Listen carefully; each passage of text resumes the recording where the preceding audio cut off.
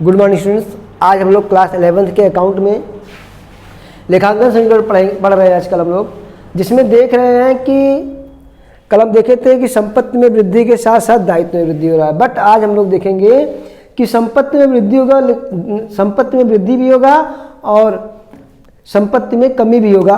आगे देखिए, संपत्ति में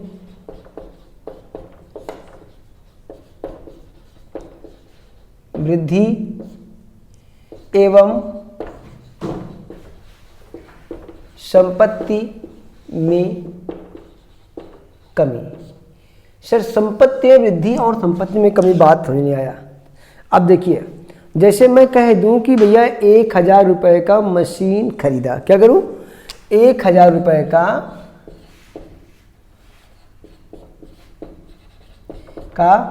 मशीन खरीदा।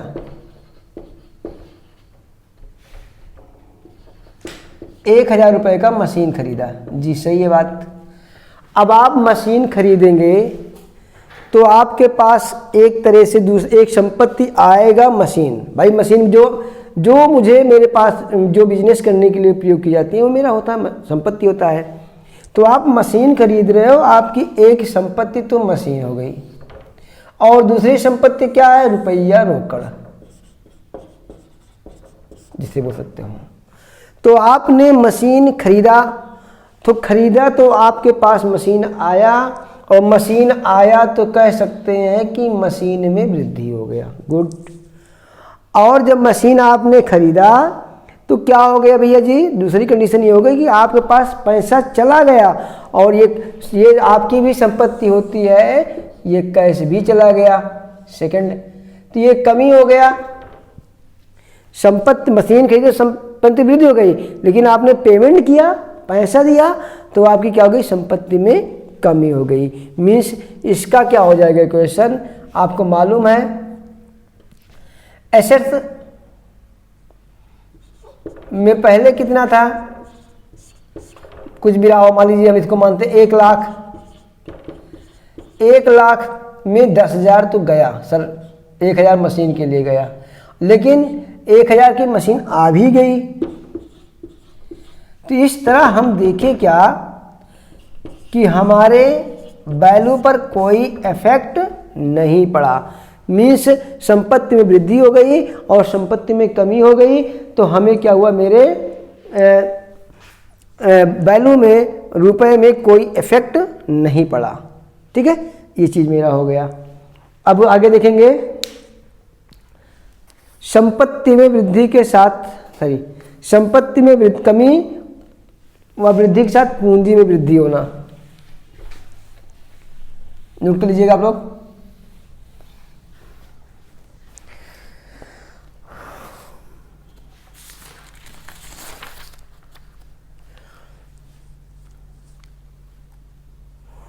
और एक एग्जांपल लेके देखते हैं, एक अच्छा क्वेश्चन है। जैसे कह दो कि 1000 रुपये है आपके पास, रोकड़ है। क्या हुआ? रोकड़ 1000 है। मशीन 10,000 की है। पूंजी 50,000 की होगी।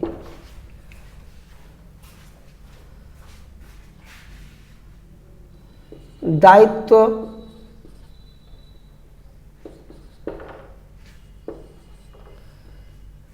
20,000 का है। तो रहतिये का मूल्य बताओ।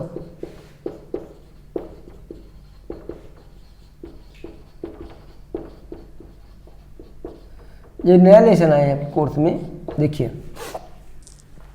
रोकड़ 1000, मशीन 10,000, पूंजी दिया गया 50,000, दायित्व दिया गया है 20,000।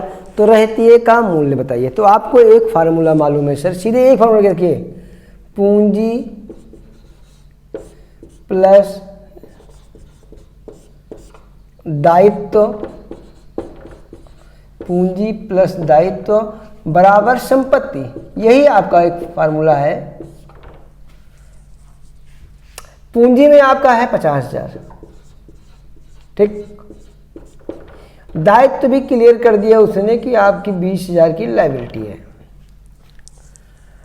अब संपत्ति में बचा क्या क्या है? रोकड़ बचा है 1,000। सर मशीन भी संपत्ति होता है 10,000। इस तरह अगर देखा जाए तो ये हो रहा है 70,000।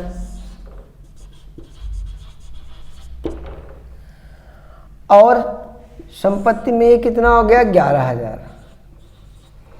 अभी बराबर नहीं मेरा, तो क्या करें? अभी वही जो रहतिया है, मीन्स रहतिया ही आपको पता नहीं है, उसी को निकालना है। तो आपको पता है मैथ का फार्मूला कि 70,000 में क्या करेंगे? ये पक्षांतर होगा 11,000 बराबर रहतिया। सॉल्व करेंगे, 70 में से निकालेंगे 60, 59,000 मीन्स रहतिये का जो मूल्य आया वो आपके कितने का है?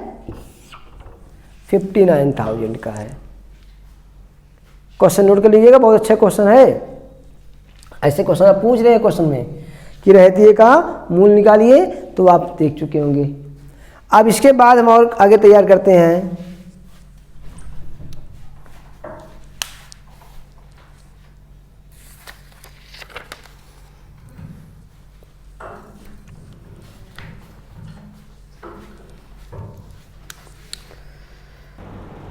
क्वेश्चन आपके सामने है कि व्यवसाय की पूंजी 50,000 व बाह्य दायित्व 2 लाख है, तो हमें क्या निकालना है? फर्म की कुल संपत्ति निकालना है। तो कैसे निकालेंगे? आपको मालूम है वही फार्मूला, सीधा रटा रहा है फार्मूला है पूंजी प्लस बाह्य दायित्व इक्वल टू संपत्ति। पूंजी आपका दिया गया है 50,000 प्लस बाह्य दायित्व है 2,000, जोड़ेंगे आपके सामने आ जाएगा संपत्ति 2,50,000। इस तरह आपका आंसर ये भी आ गया। तो आप लोग थोड़ा सा जानकारी कर लीजिए किस किताब से हम पढ़ा रहे हैं। ये हमारे पास संजय साहित्य भवन की किताब है और लेखा शास्त्र का है, NCERT का नया पैटर्न है। तो ये इसी किताब से हम आप स्टडी करा रहे हैं। जरा जो बच्चे मेरे बच्चे हैं, कॉमर्स के बच्चे हैं, वो इसी किताब से ही पढ़ेंगे, ठीक है? क्योंकि बच्चे आ नहीं रहे, इसलिए बच्चों की जानकारी के लिए बता दें कि यही किताब आपकी चल रही है। नोट कर लीजिएगा, संजय साहित्य भवन लेखा शास्त्र 11th का। अगर वीडियो पसंद आया है तो लाइक करें और सब्सक्राइब करें। Thank you.